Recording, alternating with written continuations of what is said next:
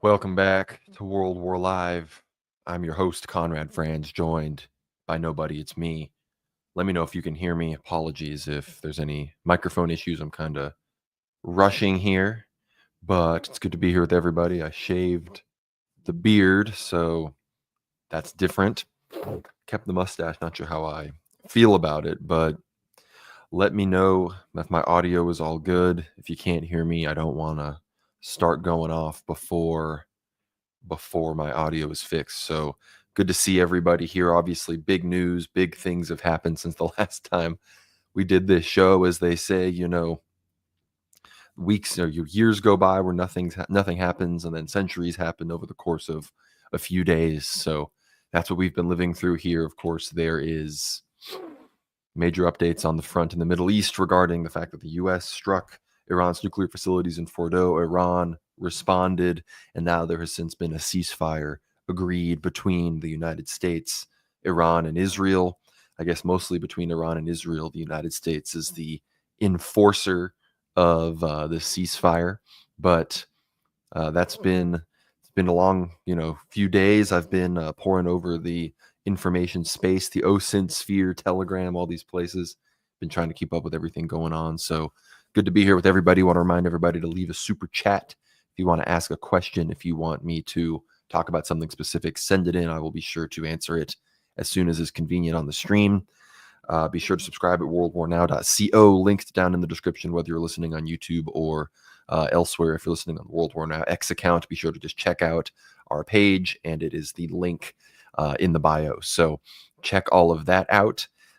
Get behind the paywall, $7 a month. You get access to all of our Ether Hour episodes, including our recent episode with Gregory Hears on St. Nikephoros Phokas, Emperor of the Romans, 10th century Byzantine Roman Emperor. So be sure to check that out. Really great episode, sort of our third or technically fourth installment in our series with Gregory about Eastern Roman imperial figures. We've got, of course, our St. John Vatatzis episodes, which are probably must watches. Those probably be some of the first few episodes you should watch once you get behind the paywall. Then we have our episode about St. Constantine.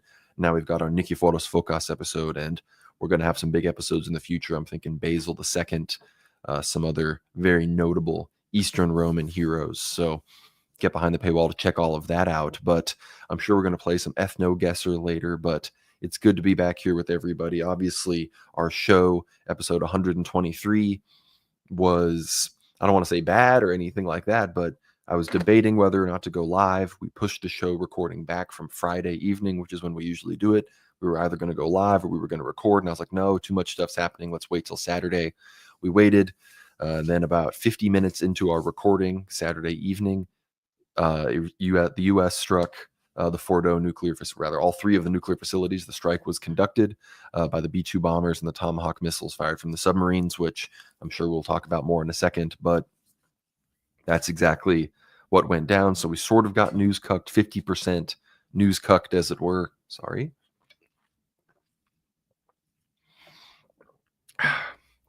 Little frog in my throat. But the strike happened, so you hear our live reaction. So be sure to check out on the World War Now YouTube channel, on the World War Now Substack.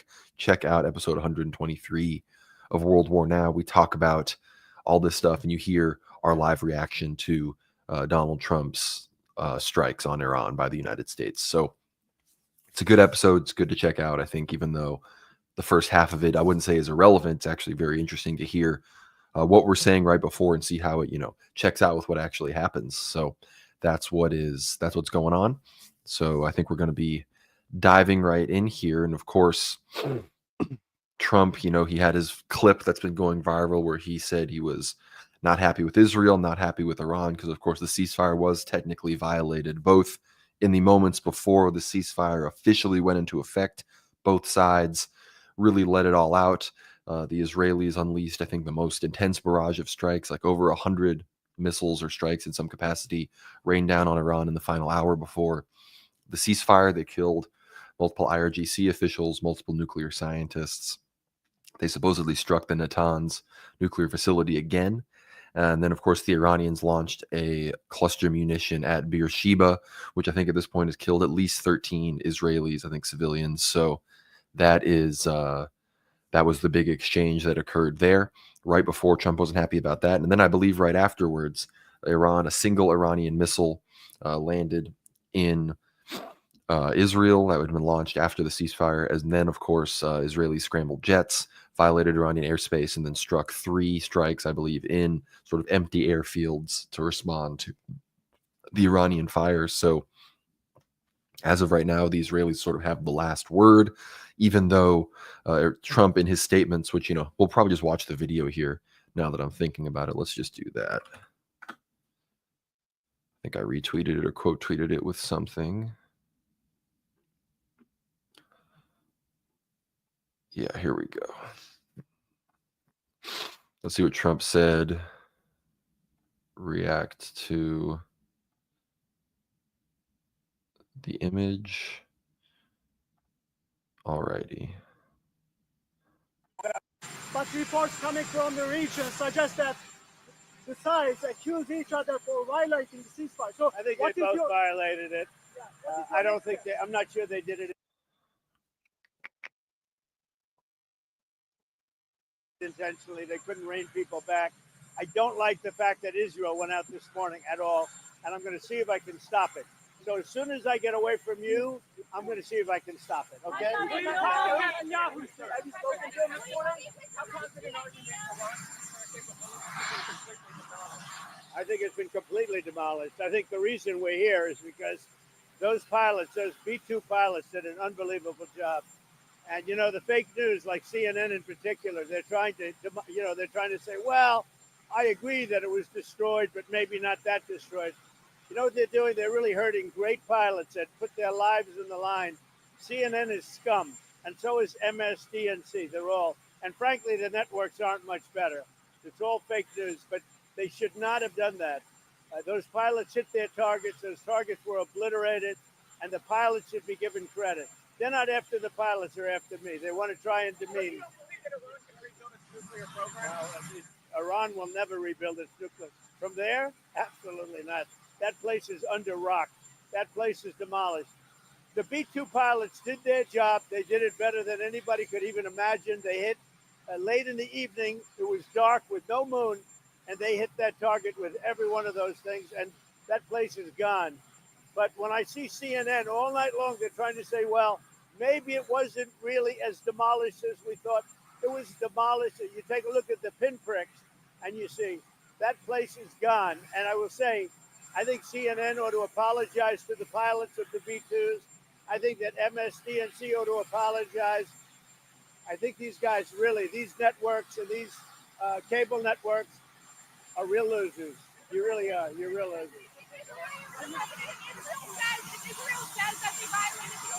You're gutless losers. I say that to CNN because I watch it.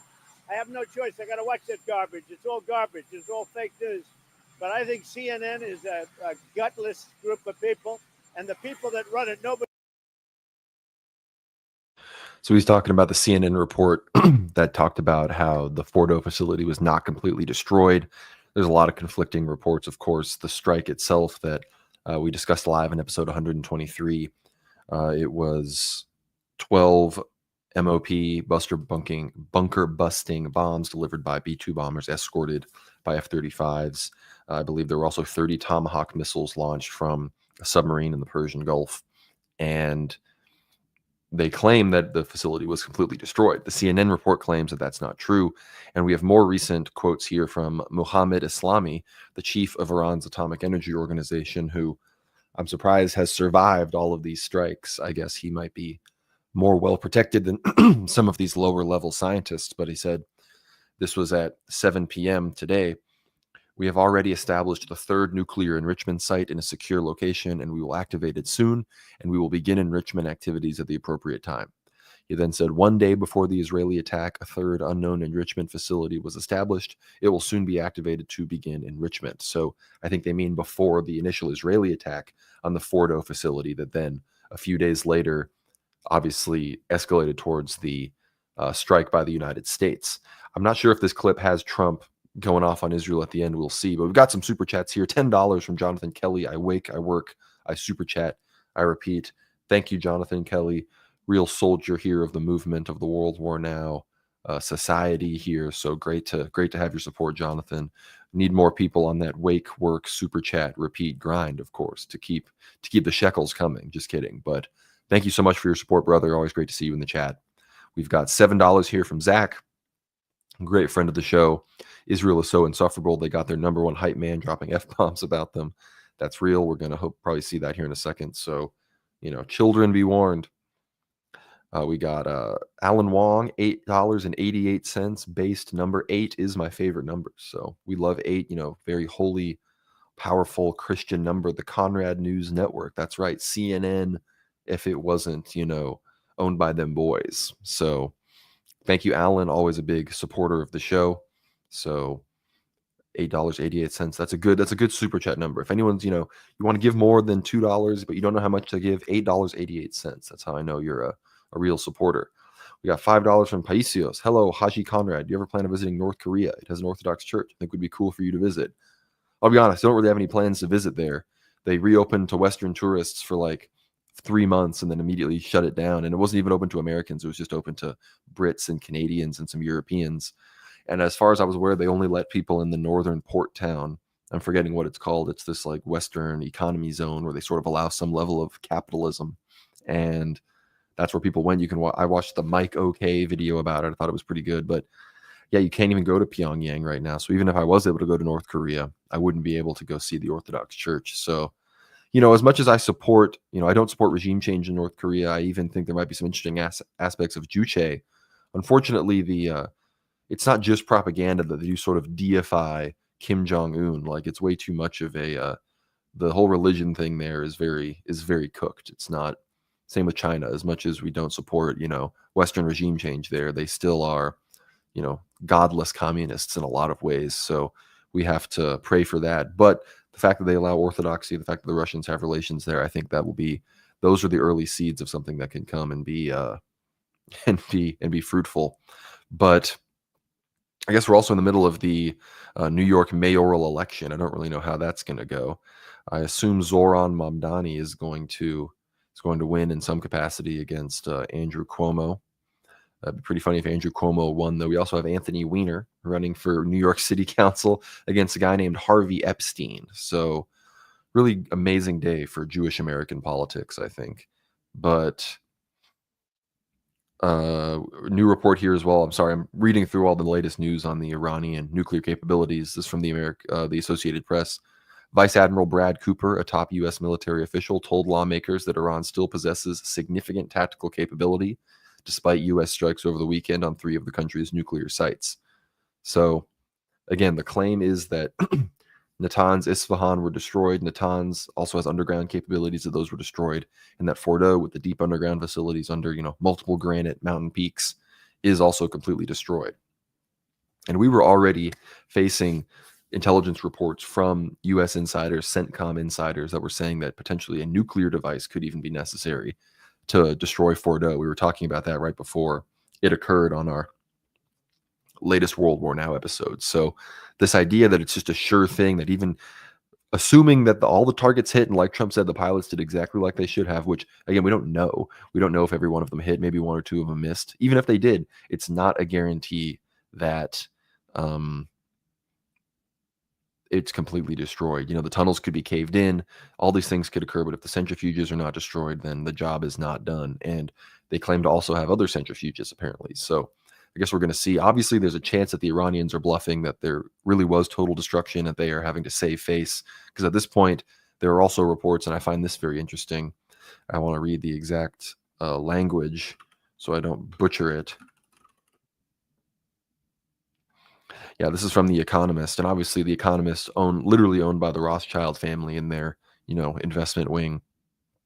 They're going to be making sure the line that the Israelis want, which is that the Iranians are still a danger and need to have their regime change, has occurred. But The Economist says IRGC hardliners have already de facto seized power in Iran in outrage over perceived weak leadership of clerical elites. One thing that is certain is that the pro-Western negotiation factions have been repeatedly humiliated.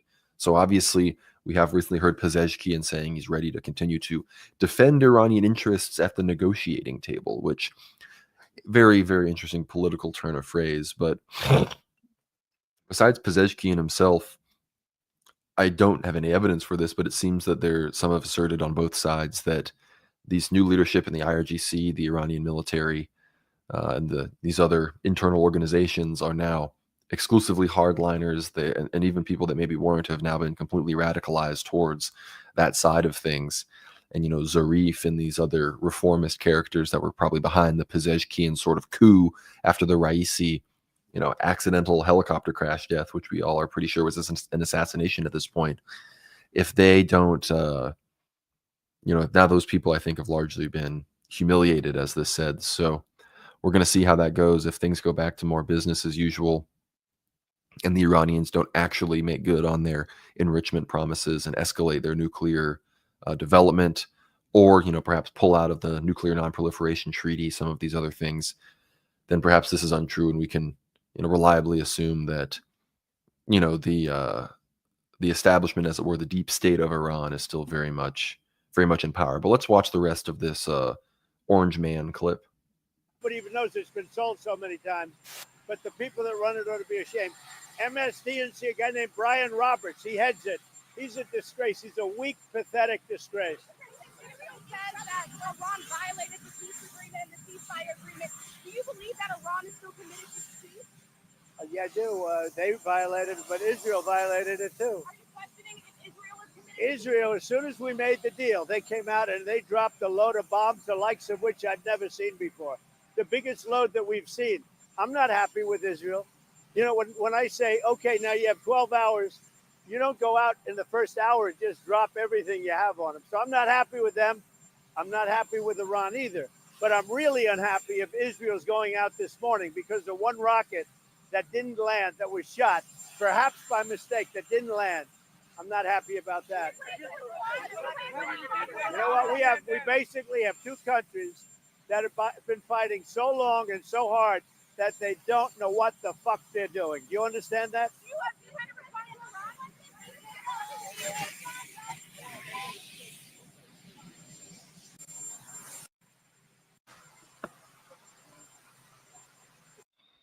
So yeah, that's the viral clip from today. It says you don't know what the fork they're doing. And it's good to see. Like I've always been saying, Trump, I think, wants the right things to occur here. The problem is he's not in the driver's seat. And we'll see my take on this. I still stand by the take. I think this has largely been vindicated by other analysis as well. Let's stop showing my DMs all the time on this freaking Twitter desktop. But my perspective here was that I'm very skeptical of the ceasefire, which was already violated, as Trump mentioned in the clip, and foresee it going the way of the Gaza and Lebanon ceasefires, which means Israel does not ceasefire because 80 plus people are still dying every day in Gaza due to Israeli strikes. Israel is striking Lebanon on a weekly basis still. So if you can call those ceasefires, that's sort of the track record we have to go off here from the Israelis. So I'm still not confident. It's less than 24 hours since this was declared. So the fact that it's already been violated once shows that it's tenuous.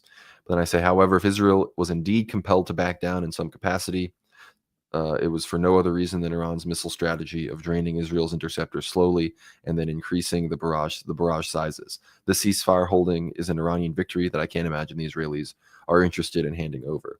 And when you couple this with the fact that the Iranians are openly stating that they're going to not only continue but escalate their nuclear domestic enrichment and increase their stockpile of enriched uranium to potentially to weapons grade, then this is an Iranian victory. Yes, more Iranians were killed, more critical personnel on the Iranians were killed in these strikes. So there's no doubt that Israel was very successful in some of its endeavors. But on a per capita basis, I think it's fairly similar on the losses if you include civilians and military. I know there were certain reports at one point that Mossad chief Hegea was assassinated by the Iranians. I haven't seen any confirmation of that, so I'm not going to say that's for true.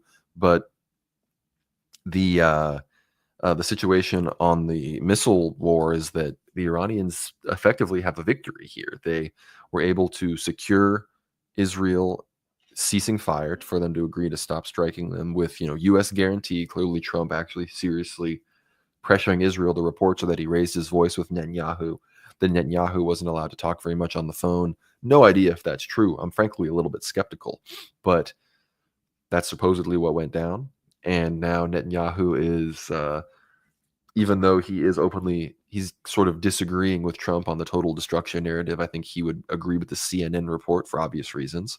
He is being very gracious to the U.S. He realizes how much he's overplayed his hand. He realizes how much Israel has lost popularity. He saw the numbers that showed that, I think on a good day, the most support you're going to get for U.S. heavy involvement with Iran coupled with Israel is 36% of the United States. And that is not enough for the United States to sustain any sort of military loss of life, which is, of course, why.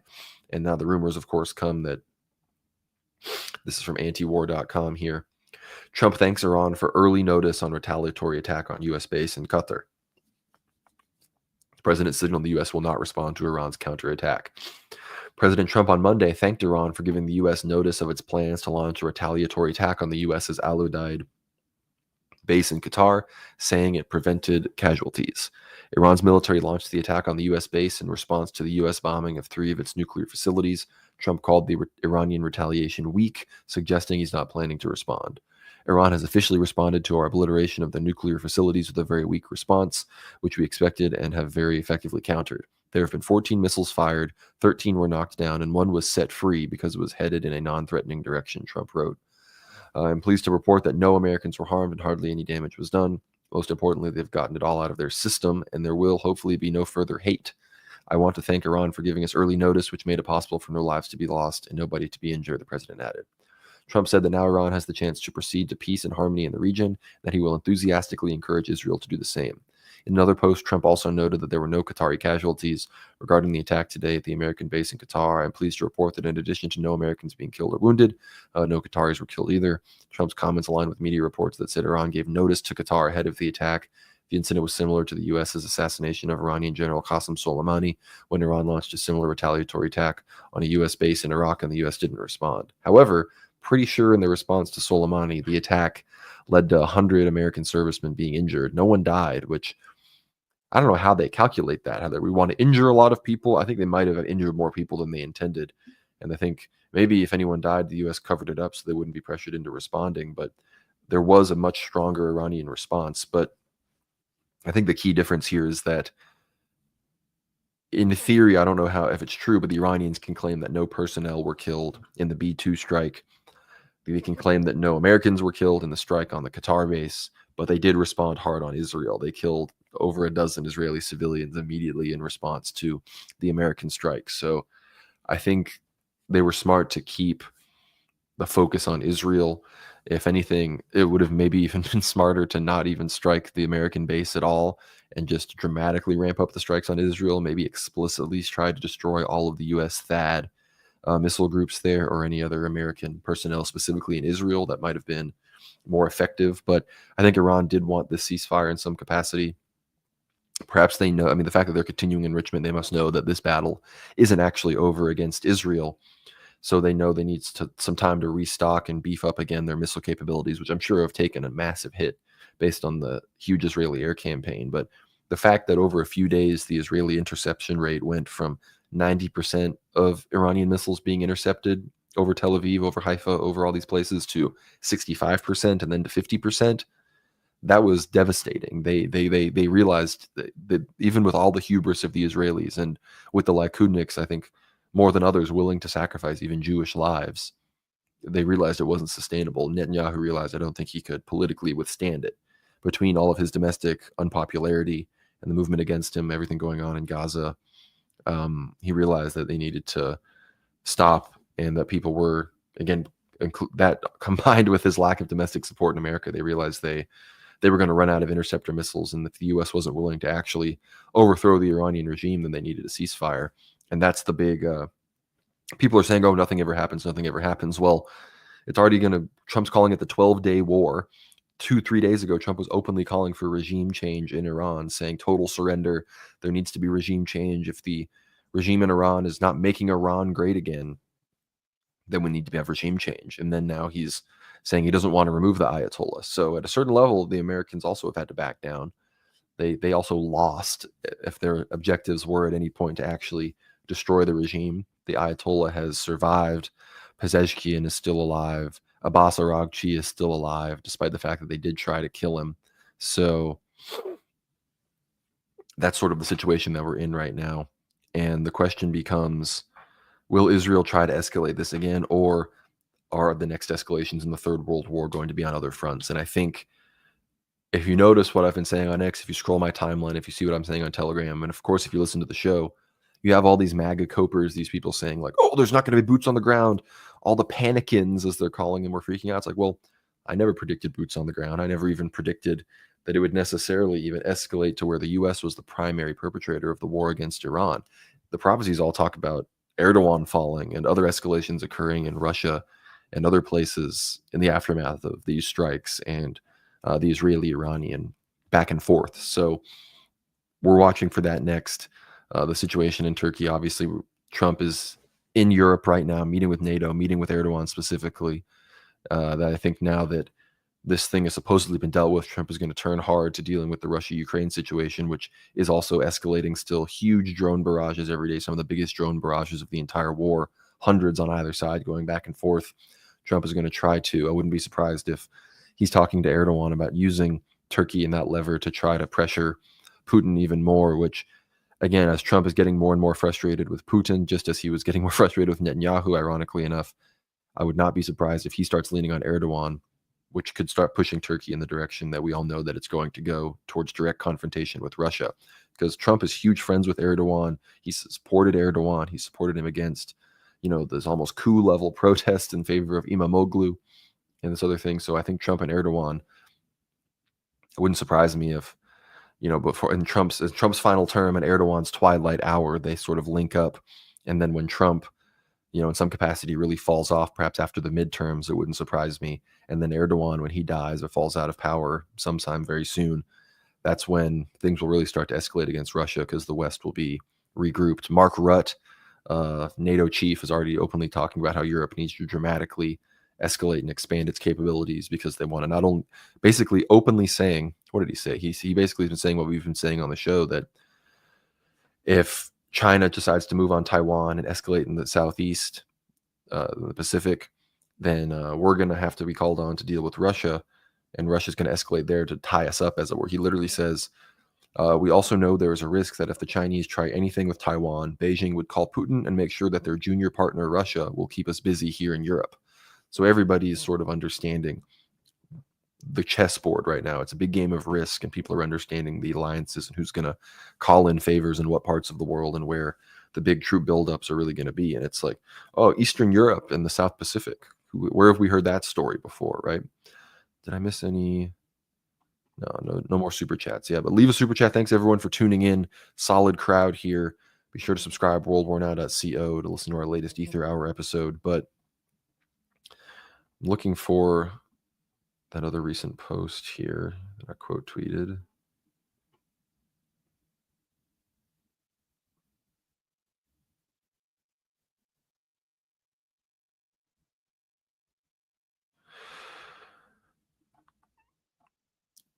Yeah, so we have a Nick Fuentes tweet. He says, Israel bombed Iraq's nuclear program in 1981, regime change in 2003. Libya gave up its nuclear program in 2003, regime change in 2011. Israel bombed Syria's nuclear program in 2007, regime change in 2025. Israel bombed Iran's nukes in 2025. Well, what comes next, right? And some of the big piece of news that occurred, well, then I quote tweeted this: Netanyahu's always said the only tolerable solution for Iran is the Libya model of denuclearization and ultimately regime change. And we all know what happened to Gaddafi. But of course, Putin called Trump, and he said that he wanted them to restrain the Israelis. He wanted to negotiate with Russia on behalf of Iran. And Trump said, no, we're going forward with the strikes, which that was clearly part of his hardball brinksmanship. But the thing that's clear for the Russians is that for them, a red line, they don't have a red line about civilian nuclear development, but they support it, and they'll continue to provide scientists and materials for it. They don't support, obviously, Iran even maintaining threshold nuclear status. I don't think they're going to enforce that, but they definitely don't want them becoming a nuclear state. But they do have a red line over decapitating the regime by killing the Ayatollah and conducting any form of regime change attempts at all, because the Russians know how critical of a military supply ally Iran is. The Russians know how critical that southern flank on the Caspian Sea and just that region of the Middle East, Persia, how important that is to their strategic situation on the continent. And look, they already have Turkey on the Black Sea. They have Azerbaijan. They've got Georgia, which for years has been this proxy for the West. You've got Armenia pivoting to the West. You've got Finland and the Baltic states now, thousands of kilometers of NATO border. Obviously, you're fighting the war in Ukraine. So with all of this going on, you can't have this massive 92 million person country, hundreds and hundreds and hundreds of cities and people and huge swaths of land, massive fronts, huge relevant ports on the Persian Gulf, again, right to your south on the Caspian Sea. You can't allow a hostile pro-Western regime to come to power there. That would be suicide. You're surrendering yourself to balkanization. You're surrendering yourself to the future patchwork Russian map of Gunther Fellinger, where it's divided into 100 little gay countries. So we can't have that. And the Russians know that. The problem is the Russians don't seem to realize, well, they do realize, but they don't seem to realize that the Israelis don't care what they want, and the Israelis don't care what the United States wants. Israel will decapitate the regime, and that's their goal. We're even hearing reports that the Ayatollah is sick. I need to see the exact report there, but that's very convenient. And somehow in the bunker, he would be, he would somehow have gotten an illness if they've got someone there slowly poisoning him or something. But obviously they do want to decapitate him and take down the regime. The Russians want to prevent that from happening. But the Russians, the reason that they, they're pretty much allowed by Israel to have that red line, but because they're so subservient to Israel still, they're not going to take it farther than that. They're never going to assist Iran in attacking Israel. And they won't even act the way the United States does. The United States does attack Iran, but the Russians won't even do a fraction of what the U.S. does for Israel. The Russians don't have presence in the Persian Gulf. The Russians don't have presence in Iraq. The Russians lost most of their presence in Syria. So the Russians can't shoot down these Israeli missiles. The Russians can't shoot down these Israeli jets and these Israeli drones the way the U.S. can shoot down all of these Iranian projectiles. It's just not possible. So the Russians have to play, the Russians and the Iranians just have like the beta version of what the Israelis and the Americans have. And it's terrible. When your supposed ally talks more to your enemy than you, because the Russians have, frankly, probably just as many backdoors, if not more, to Israel than they actually do to Iran, then you're sort of screwed. You can only ask them for so much help. And a report, we've got Mamdani with an 8% lead over Andrew Cuomo in the New York mayoral race. So there's that. But not seeing any more super chats. Be sure to send one in if you want me to answer any specific questions, talk about anything in particular. I'm trying to think of any other news that I'm missing here. Let's hop over to Ortho Christian, see any church news that I've been missing. There is all these, I've been hearing about these wildfires at these Chios monasteries, because, a lot of fires are parts of the prophecies about Greece and Turkey and these sorts of things. This says a state of emergency has been declared on the Greek island of Chios as hundreds of firefighters battle wildfires that broke out on Sunday. Thousands of residents have had to flee their homes, and monastic habitations are also in danger. According to numerous Greek outlets, the monastery of St. Mark's is in harm's way. At least 4 to 5 houses have burned in the settlement of Paphilia, while the monastery of St. Mark has also been engulfed in flames. It's terrible. So we got to pray for the situation in Greece. We got to pray for the whole thing there, because again, I've also gotten credible reports from people I know. We got a bug. Credible reports from people I know in CENTCOM. Obviously not going to reveal my sources, but that there will, in some capacity, if there are escalations in the region again, that Cyprus, the Cypriot, the British RAF bases at Akrotiri and Dikelia on the east coast of Cyprus, that they are going to be in danger of strikes. I'm assuming that would mean Iranian strikes. Unless someone really goes crazy and we're talking Turkish strikes or something, or Russian strikes, no idea. But that was reported to me by somebody who has accurately predicted major happenings in the past 2 years in the sphere of the ongoing Third World War. So that's something we're going to have to keep our eyes on. Cyprus, between Cyprus and Greece, Netanyahu's plane, we know, evacuated to Greece. Many Israeli figures evacuated to Cyprus. We even hear about all these Israelis, just citizens, Jews, evacuating to Romania, these other places around Ukraine, Candace Owens was even talking about the New Heavenly Jerusalem situation.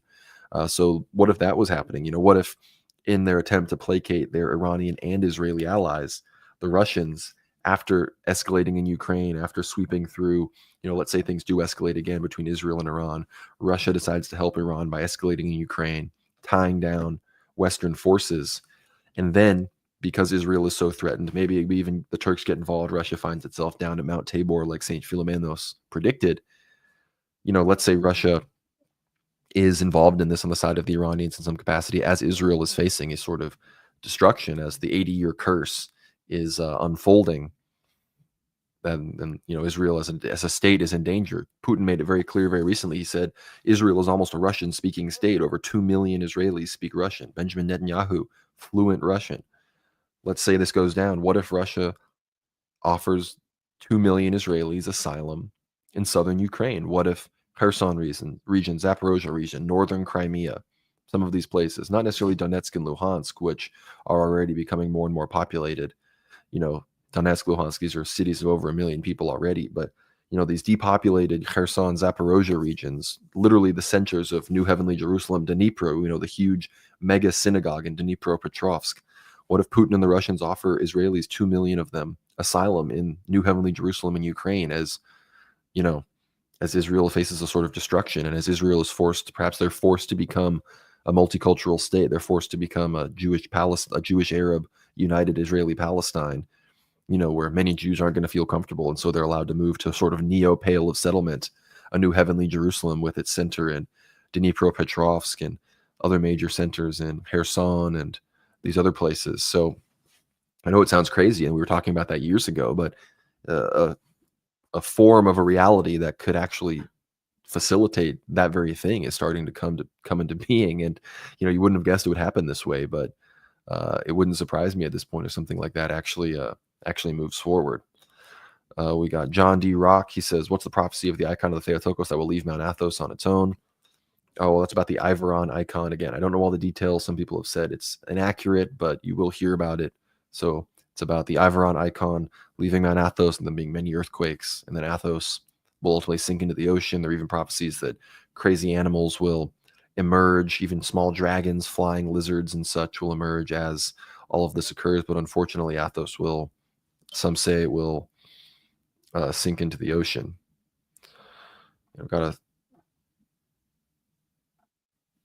We got $2 from Paisios to talk about the St. Elias murders in Syria. That was what I was going to talk about next.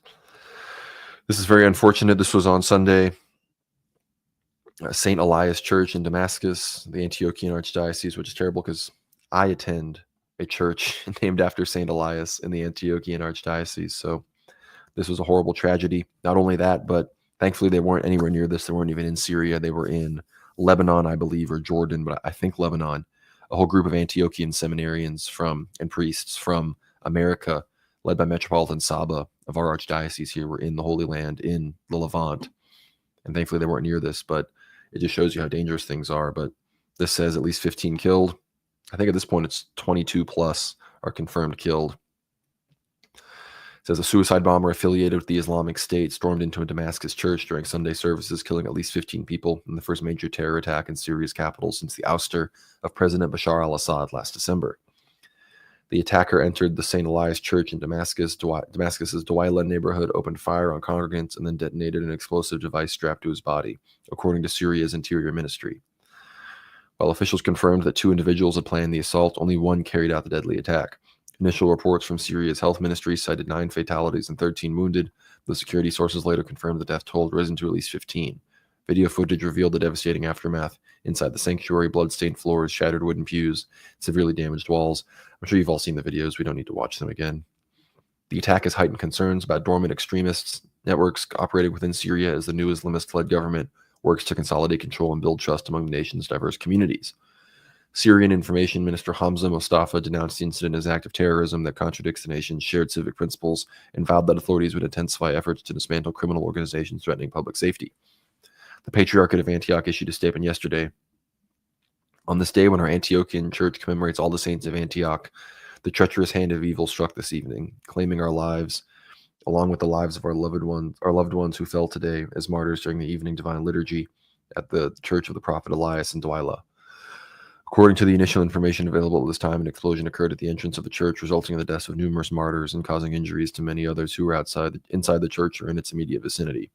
As we are currently counting the martyrs and the wounded and gathering the remains and bodies of our martyrs, whose exact number we have not yet been able to determine, the Greek Orthodox Patriarchate of Antioch and all the East strongly condemns this heinous act and denounces in the strongest terms this horrific crime.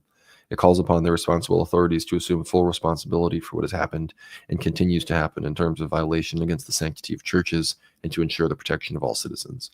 His Beatitude Patriarch John X has been personally following the developments from the very first moment. He is conducting both local and regional communications to convey the grim reality unfolding in Damascus to the entire world. He's calling for urgent action to put an end to these massacres. We offer our prayers for the repose of the souls of the martyrs, for the healing of the wounded, and for the consolation of our grieving faithful. We reaffirm our unwavering commitment to our faith, and through that steadfastness, our rejection of all fear and intimidation. We beseech Christ our God to guide the ship of our salvation through the storms of this world, he who is blessed forever. His Beatitude Patriarch Theophilos of Jerusalem also issued a statement of condolences. He also expressed his full support for the Antiochian primate. We stand in unshakable solidarity with our beloved brother in Christ, his Beatitude Patriarch John X Yazigi. May the Lord grant him strength and discernment as he shepherds his flock through this dark hour. The Patriarchate of Jerusalem affirms its unwavering spiritual support for the Patriarchate of Antioch and joins in prayer for healing, justice, and peace. So that's really horrible, awful thing to see. One of the biggest terrorist attacks against an Orthodox church in a long time. Not as many people were killed as, of course, the huge attack on the St. Porphyrios Orthodox Church in Gaza by Israel that killed at least 18, I think, if not 27, somewhere between 18 and 27 people, I think. So very similar level of an attack. So Islamists and Talmudist Jews, these are not friends of our church. So it is good to see Patriarch John. He's consistently stood up against the Islamist government, him, Bishop Ephraim of Aleppo, other bishops.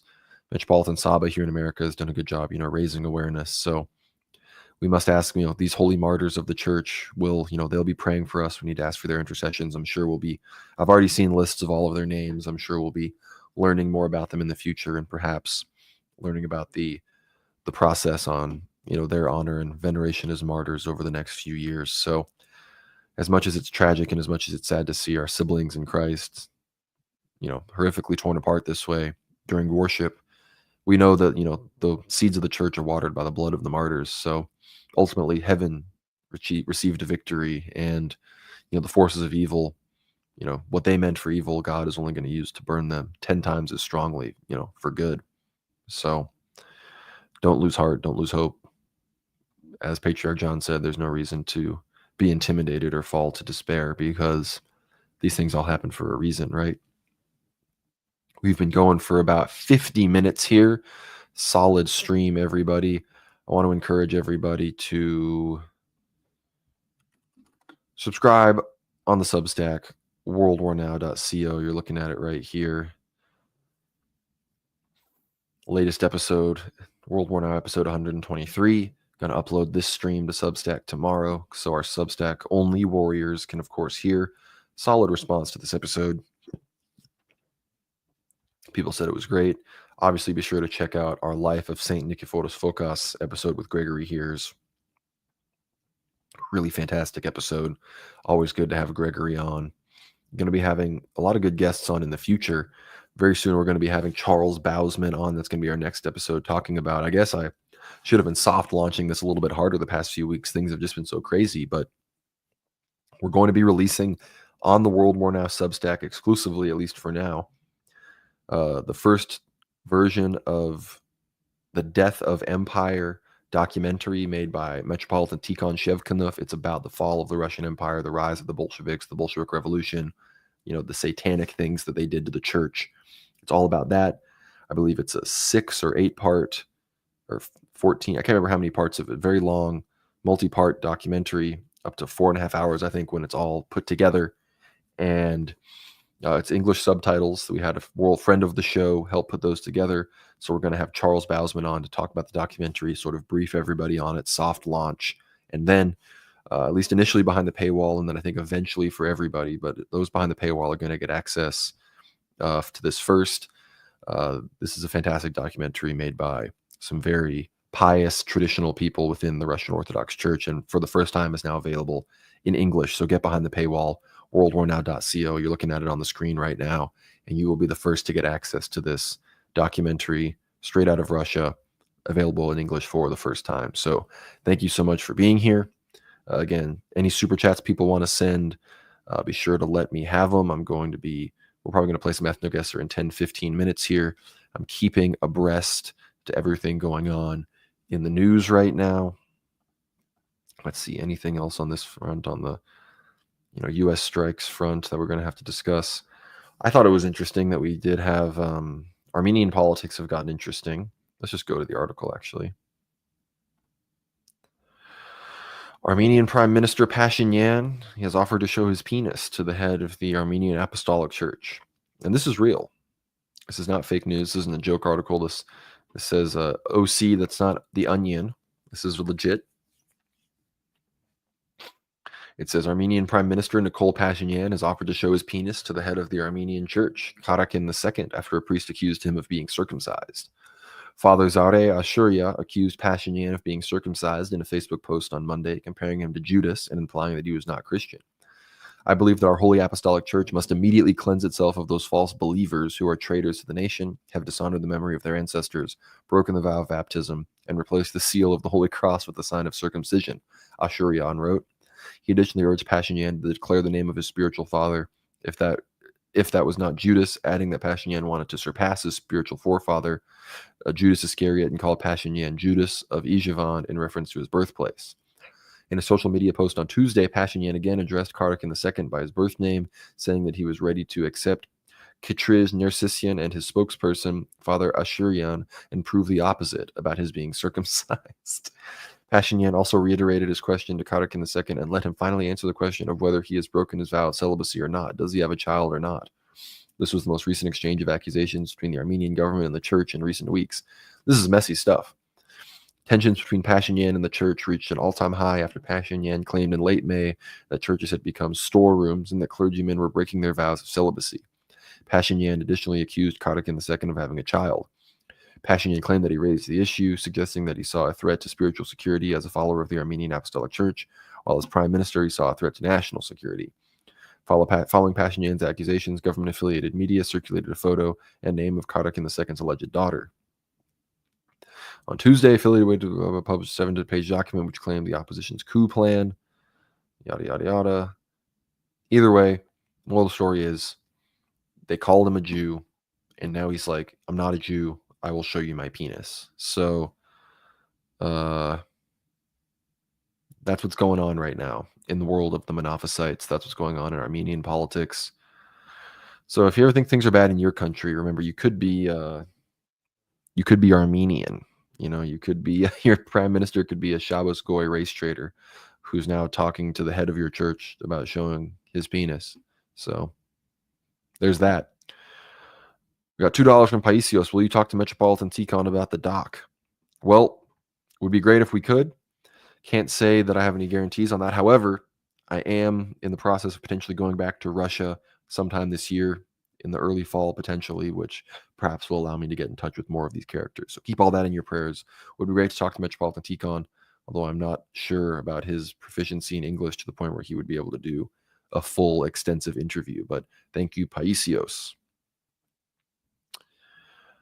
I'm trying to think of anything else I missed. I prepared for this, but there was so much stuff that went on this week. I feel like I'm forgetting some of the more important news items. I just got to make sure. Oh yeah, everyone needs to be sure to check this out. Episode with Sarah Stock. Oh, I got to share this on the screen. I went on her channel recently. Talked about World War III, the Eastern Orthodox prophecies. In theory, these things don't have to happen if the world can come to repentance. But unfortunately, so you know what I'm talking about there. Important stuff. I'll even drop the link to that in the description. You probably all recently saw Jay Dyer, Luigi, and Jamie on the Elijah Schaefer show on Rift TV. Well, Sarah works for Elijah as well. And we've been talking about stuff. Elijah, obviously very interested in Orthodoxy. So I dropped the link in the live chat. Check that interview out. Very good stuff. talking about the prophecies in the midst of everything unfolding right now. So be sure to give that one a like. Subscribe to her channel as well. It's all good stuff. But yeah, good stream. Trying to make sure we cover all the bases here. We got Pashinyan's penis. We got Trump calling for unconditional surrender. I don't need to talk about the Taylor Wrens being 41 and calling herself a young woman. I already said that. This is something that is, again, people thinking about prophecies, thinking about big changes happening in the world as it is. People need to remember this. I, of course, said the old guard is desperately hanging on for dear life. They know radical civilizational shifts are on the horizon. World War III is only the tip of the iceberg. And Sean McGuire, who, of course, Jewish, he said Khamenei is 86, Putin is 72, Jinping is 72, Netanyahu is 75, Trump is 79, Modi 74. There will be seismic political shifts over the next decade or so. That's real. I mean, most of these people don't have a solid succession plan in place. And the differences in thinking between the boomer generations, these older generations, and the generations that are now coming to power. I mean, we've experienced effectively 2 full generations of power skippage. I mean, Gen X and millennials have been completely passed over.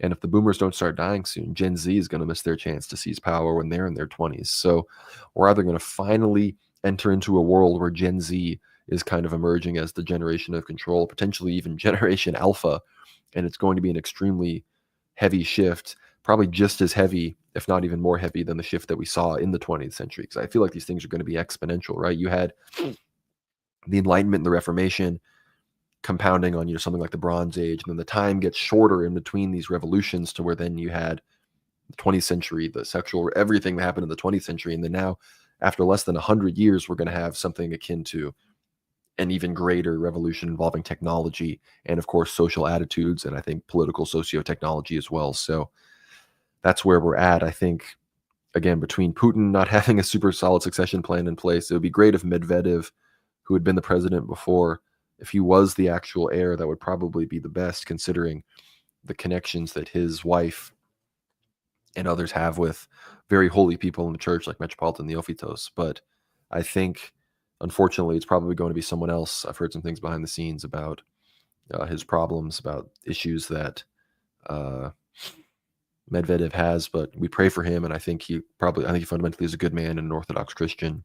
And he's clearly much more willing to call out Israel than Putin is as well. I think he's aware of them boys, the Jews, and everything going on with that, more so than the current Kremlin leadership. But we're at almost exactly an hour in here. I want to thank everybody for tuning in. It's been a fantastic stream already. Always enjoyable to have you guys on. I'm going to probably head over to Ethnogesser here really quick. I'm going to finish it off how we usually do. Not seeing any more super chats, so going to hop into the game. If you want me to talk about something, answer a question, yap about whatever, be sure to send that super chat. Looking around, nothing really to show anybody. Geopolitics Watch says Israel's supply woes extend beyond their looming shortage of interceptors before the ceasefire with Iran. Three U.S. officials told NBC that Israel was running short on ammunition amidst 626 days of the war in Gaza and last year's 56-day ground operation with against Hezbollah. So that's not surprising either. The Israelis, I'm sure they expend more ammunition than the average bear. Jews trying to protect themselves and their chosen DNA. But yeah, I wouldn't be surprised if the only reason the Israelis agreed to the ceasefire was to temporarily shore up their interceptor supply and ammunition. I think that if that wasn't an issue, they would never have agreed to the ceasefire. They would never have stopped avenging their fallen brothers. They would never have stopped the pressure on Iran, because I think they realized pretty much going for broke right now. Paisios, $5. We talk about Ukraine stealing more priests to put on the front line. And by the way, did you learn the story of Elder Joseph visiting Holy Archangels? Well, I've heard the story about the guy in the bathroom who lives near Holy Archangels having St. Joseph the Hesychast appear to him. So, and I think there may have been something else happening down in the old skeet. But so yeah, I have heard those stories. So thank you, Paisios. Yeah, unfortunately, we're hearing more and more reports of canonical priests in the Ukrainian Orthodox Church being stolen, forced to fight on the front lines. And I'm sure the Ukrainians are doing a David and Uriah situation where they send their enemies to the front line specifically to die, so then the churches, the proverbial Bathshebas, can be stolen by the schismatics when their flock, their shepherds, their spiritual fathers, these priests, are killed on the front line. Elijah says, Conrad, when are we getting World War Now merch? It's a good question. I really need to get on that, hopefully this year, because I wear this shirt, I wear the sweater, I wear the hats. Where's the hat? I'll grab a hat here. Grab the green one. It matches the shirt.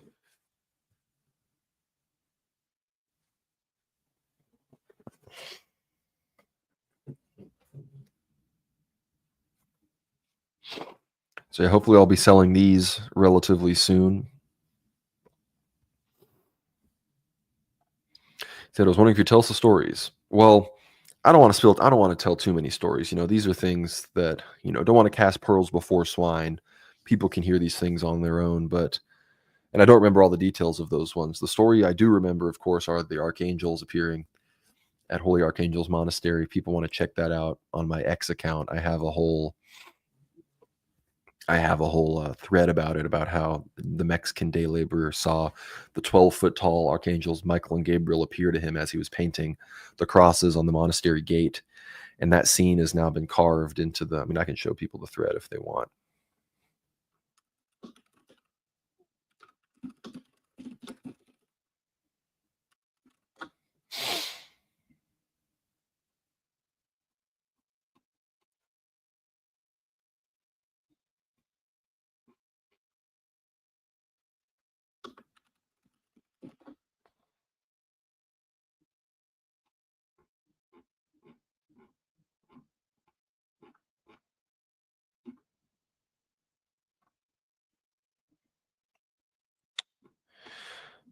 All right, well, I'm not finding it right now, but that's true. Carmelo Anthony did get indicted, first-degree murder. It's great to see. Hopefully he gets the book thrown at him. I think the death penalty is ideal in this situation, but I think with that on the table, the real best case scenario we're going to actually hope for is they're going to plea, they're going to settle for an agreement where he doesn't get the death penalty but gets life imprisonment. And I really hope that happens. This guy should never be free again. This person should experience the rest of their life in prison, and it should be an example. It should be Carmelo Anthony needs to be an example to other young black men that they can't just kill people. Like, you can't just kill people and expect that your life is going to go on. That you can raise millions of dollars, you can get public support, you can be a hero to black people. That's not an option. And I think there should be social consequences for the people that have supported him. But Paisio said we need a black embroidered World War Now hoodie for monks and monastics. That's real. I have my favorite black beanie, has an Orthodox cross on it. Maybe we can make some monastic beanies as well with World War Now beanies. People like the shirt. People I know like the sweater. So, if anyone knows anything about merch stores, because I'm still torn between whether I want to do print on demand or actually buy a bunch of supplies. So if anybody is, maybe willing to volunteer their time to help with a merch store, maybe reach out to me and I could use some help on that, because I've never done that before. So, t-shirts, long sleeves, sweaters, sweatshirts, hats. I think that's going to be what we're working with. Maybe, I don't know, maybe if people have other ideas, some other things can happen too, but maybe some posters of some kind. I'm not sure, but I think clearly the demand is there. So it's time. It's definitely time that I get on that, because I think I'm leaving money on the table, and I'm leaving the people dissatisfied. All right, now we're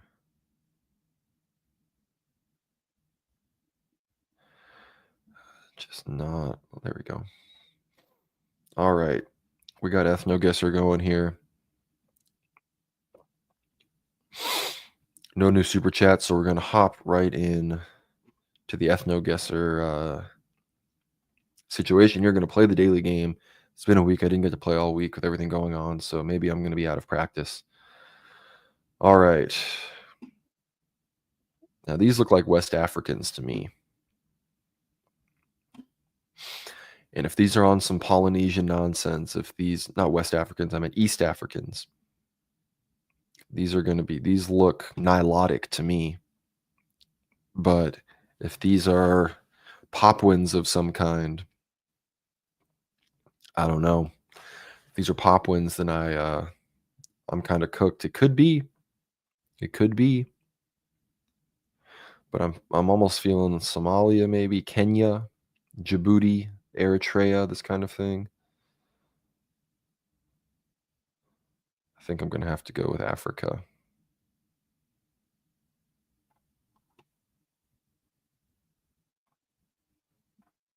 I was just Djibouti. These are real Ethiopians. I should have known. They looked Ethiopian. I got too hung up on the fact that their heads weren't bulbous enough. All right. Asians. Are these just Chinese? Are these just some Chinese folks?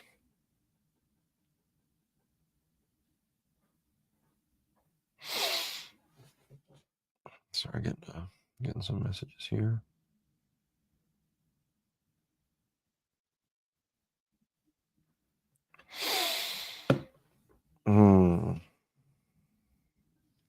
I don't think these are Koreans. I don't think. I'm thinking these are just Chinese. Ooh, Japanese, Korean. These are Satsuma. Totally wrong. Gotta lock this one in. All right, got it. All right, yeah. That's Chief.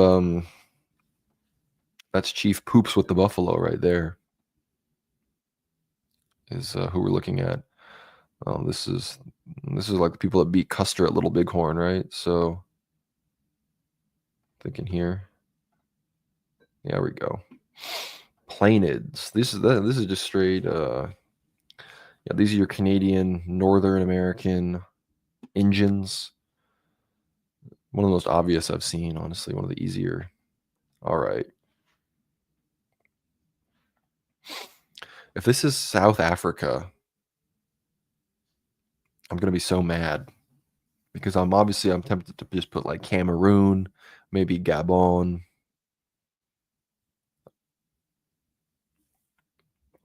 People are asking how these images are generated. These are composites of thousands of faces in these areas composited to make an average. So it's a generation of the average person within these regions. I don't know about Uganda, man. I'm not sure.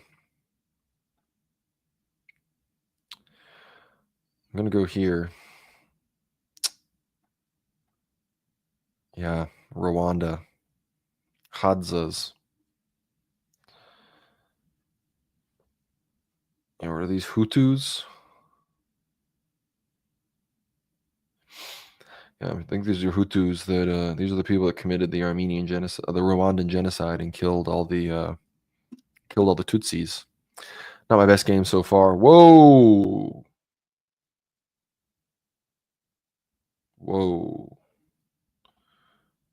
Chat, what are we looking at? I have literally no idea what I'm looking at right now. Wow. What on earth? These just look like mixed race people. This is, what on earth is this? Some South Pacific? Is this some South America? I have no idea what I'm looking at right now.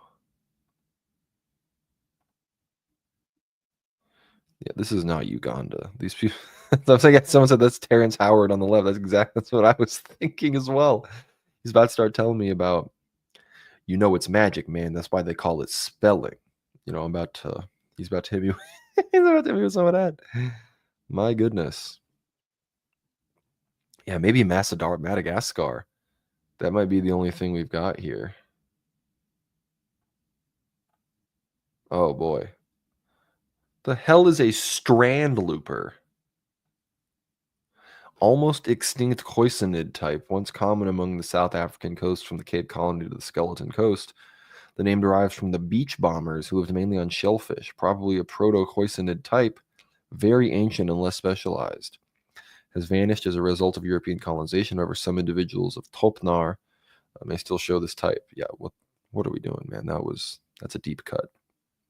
It's a deep cut right there. But at least we were still ostensibly correct on a continental level. So halfway through, let's get 1 or 2 more perfect scores here. All right. We're back to the far east of the Orient. These people look like the ones last time with the Korean Japanese area, but I'm hesitant to guess the exact same thing again. But these could be Koreans.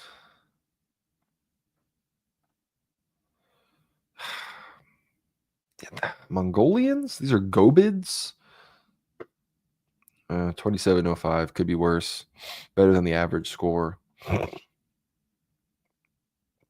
Yeah, but these are Buryats, Mongolians, Tuvans, Yakuts. These are the Asians that are fighting in the special military operation, as far as I can see. So, not my best game so far. I'm gonna step this up. Oh boy. Oh boy. This is like Yemen. This got to be like Yemen or Oman, right?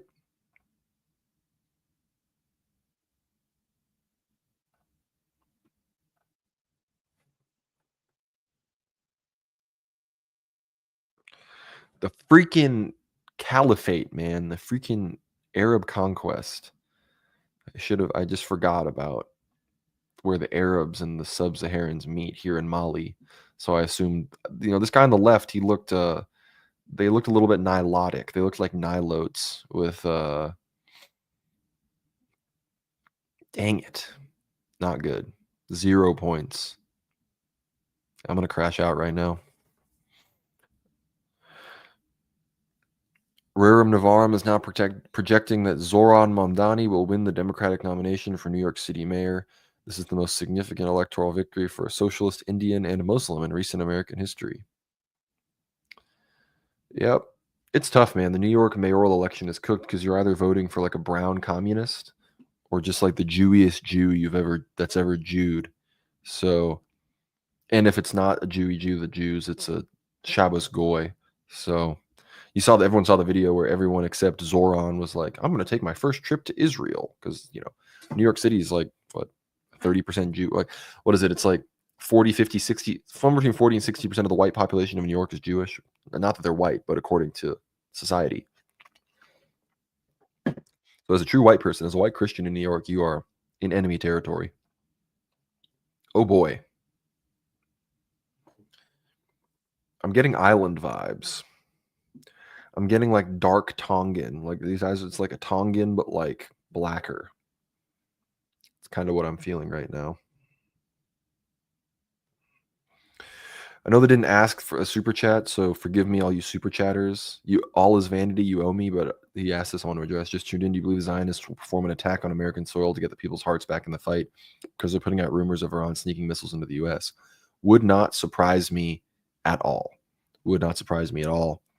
I could see them doing it in a way where they're aware of people's heightened sensibilities to false flags.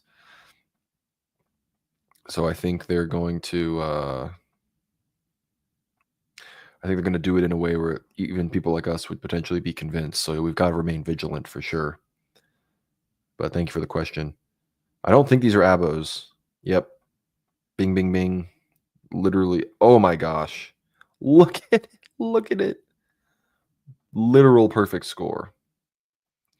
I almost put Bougainville, which is, I think right here. I think this is Bougainville. So I don't know if I would have gotten it, but solid with the insular Melanesid.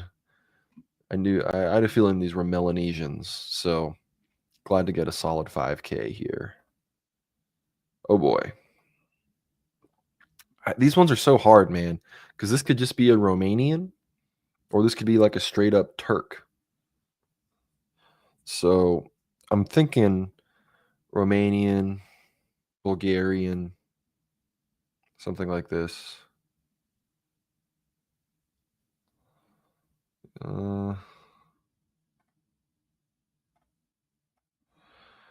Dang it.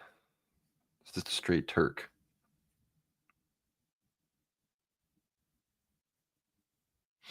I would have gotten it if I had just gone Bulgaria. Yeah, see, everyone else saying Romanian.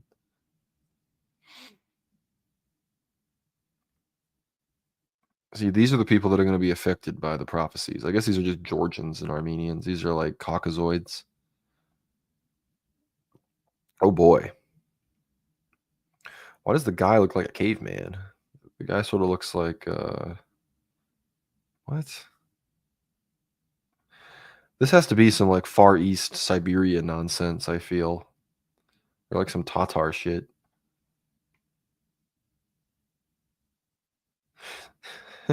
My husband will kill me for guessing Romanian. What are we thinking here? I don't want to lose on the 10 out of 10 here.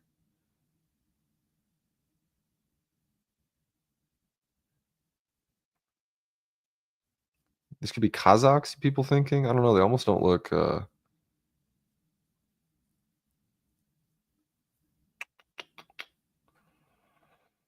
think I'm just... it's not here, maybe. Oh, baby! Uralids. Someone guessed Urals. That's what I was thinking as well in the Urals. Boom. Literally perfect score. That's how we do it. Top 20%. Solid round. Could have been worse. Thanks to everyone for the help. Thanks to everyone for tuning in. It's always a good round of Ethnogesser here with everybody. Let's see the news. Any updates, any changes. Let's check what's going on Twitter.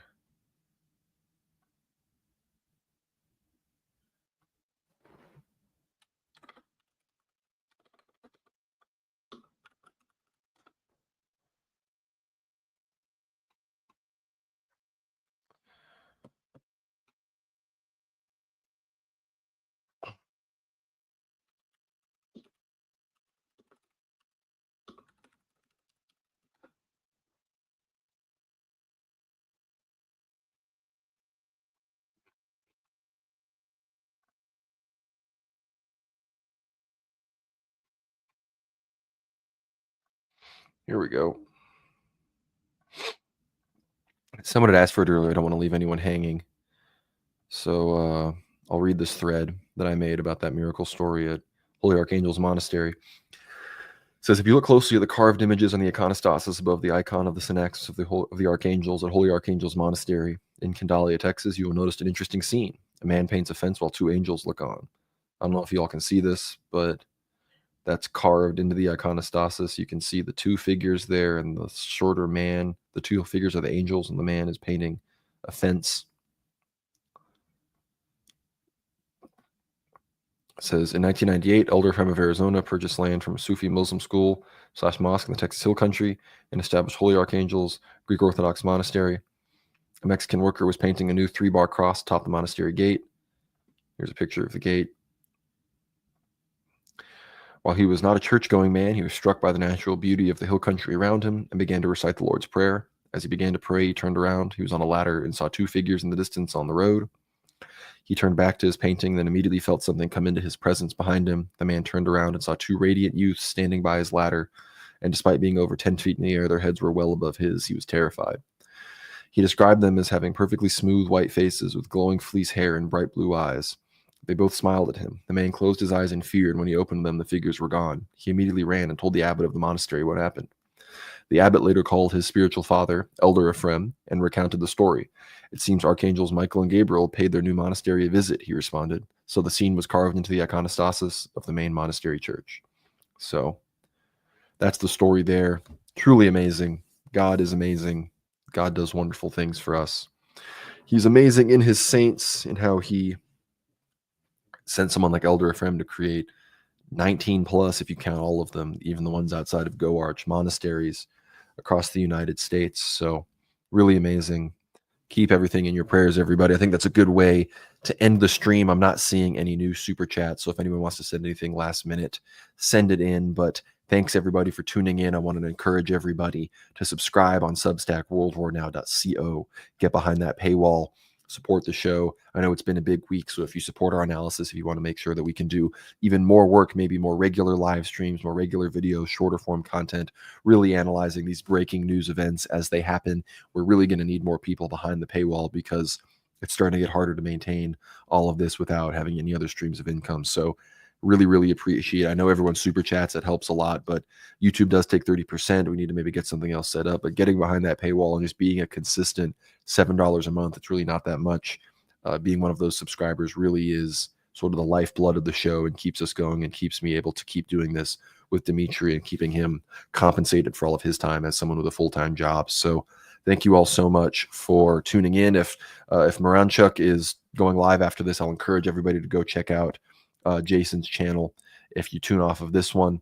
Again, thanks everyone for tuning in, not seeing any more super chats. So not only I think should you subscribe on Substack, but be sure to also follow me on X. I'm getting closer and closer to 10,000 followers. So be sure to follow me at Gnomrad. Jonathan Kelly, $4.99. Send it. Thank you, Jonathan Kelly, for the $5. Really, really, really appreciate the support, everybody. The super chats on here obviously are a great way to support as well. So it's been greatly appreciated. Follow me on X at Gnomrad. Follow World War Now on X at World War Now _. Follow us on Telegram at World War Now Telly. If you're not subscribed here on the YouTube channel, what are you doing? Hit the subscribe button. Like the stream as well. If you aren't liking the stream, you're not helping out. You're not on the team. So Substack, Twitter, Telegram, YouTube, everywhere. Follow us. You heard it here first. But with all of that, it's time for me to say goodbye. Keep the world in your prayers. Pray for the church. Pray for the persecuted Antiochians in the Middle East. Pray for the persecuted Ukrainians. Pray for the persecuted metropolitans, Tychikos and Neophytos in Cyprus. Pray for your monastics in your country. Pray for the monastics around the world. Pray for your bishop. Pray that the schisms might be mended. Keep myself and Dimitri in your prayers, that our show could continue to spread the truth, spread the gospel in some capacity, and that we would never be speaking out of turn, and that God would, guard our tongues, as it were. So thank you all so much for tuning in. And hold on, gotta share the screen here. Thank you all so much for tuning in, and I will see you on the next one. God bless.